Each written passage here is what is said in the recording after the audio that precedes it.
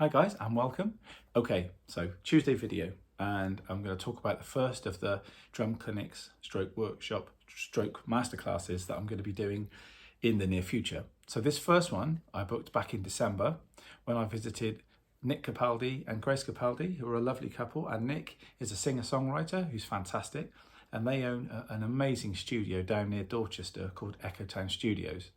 Now I went down in December and I visited for the most of the day really, checked the live room, checked out the desk and everything, and I was thinking I just want to bring some bands down here to record at some point, because obviously I'm producing here and there, but I thought also we could put on a drum event. Now obviously I do the recording drum day with the amazing John Bucket up at Earthworm Studios in Swindon. Now this thing that I'm doing at Echotown is not the same. So if you've seen my socials, my Facebook and Instagram, advertising this, thinking, oh, I've been to the recording drum day at Earthworm, I don't need to go to this, I've done it. This is a very different thing. Obviously I wanted to keep these things separately, as did Earthworm and Echotown. We don't want to be repeating the same thing. So basically what I'm doing with these guys is I'm looking more at the playing, because with the recording drum day I don't get a chance to do a lot of that. It's a lot of the miking techniques of the 50s, 60s, 70s, 80s, 90s, right up to the modern day, which is what that's about. And John is full on with microphones and all that business. And there's just a bit of playing at the end. Now this bit of playing we're doing in this masterclass isn't, again, the same playing we do there. It's a different thing. So let's talk about what I'll be doing in this masterclass. So in true Rob style, I've got a list of things I want to read off. And of course there'll be other things thrown in as well.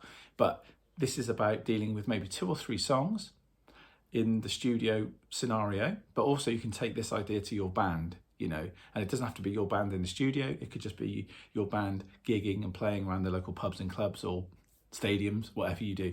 These are ideas. All these ideas we're going to talk about could be taken into a studio and a live situation. So firstly, how to tune your kit for the song. Now, I'm not saying you have to tune your kit differently for every single song you record, but there are certain drums we think about, bass drums, certainly snare drums, and toms. And do you know what? It even goes into cymbals. Some ride cymbals might not sit right. Some crashes might not sit good in the mix, or splashes, or chinas, or hats even. So there's choices to be had. And I'll show you various ways to get around that and what to listen for, how to tune the snare to get out of the way of the vocal and out of the way of the guitar, and certain things in that frequency, all that kind of jazz. Also show you ways to effectively create and compose grooves. So this again can cross over into any style of music. We'll be looking at ones that we're recording on that day that I'm demonstrating. But again, the elements of it and the ideas you can take and put into any style of music. Same thing for the drum fills, and looking at phrasing. I like the term fills. It's okay. I've said this before. Phrasing's a much nicer term. People, in the tuned world talk about phrases more than they do fills. Obviously, it's a different thing.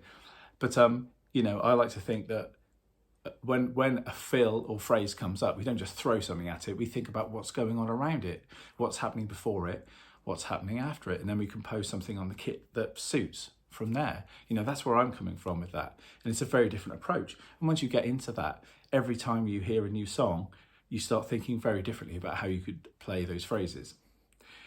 Also demonstrate, this is important, well, it's all important, different ways to improve your feel and timekeeping. They're 2 different things. I'll show you how to work with the click or a metronome or whatever, even a metronome on your phone. You can do this sort of thing anywhere. And how we can build the various kind of layers of rhythm around a simple pulse, whatever that might be. And also feel, that's different too. I'll be dealing with those songs that we're looking at on the day, as I say, 2 or 3. But again, we could put this to any style of music, whether it be straight, swung, or whatever. Stylistically, these are just things that you can take with you. They're just ideas and formats. And I'm going to say lastly, but there will be more, how to build your own click track for the song. Some people aren't aware that you can build your own click tracks. They just deal with the cowbell sound and get frustrated for the whole session and go home and moan about it, or come to lessons with me saying, oh, I hate clicks. So I'll show you a way that you can build clicks by talking to the engineer or producer, whoever's on the desk, or your mate, whoever it might be, and you can build your own click tracks.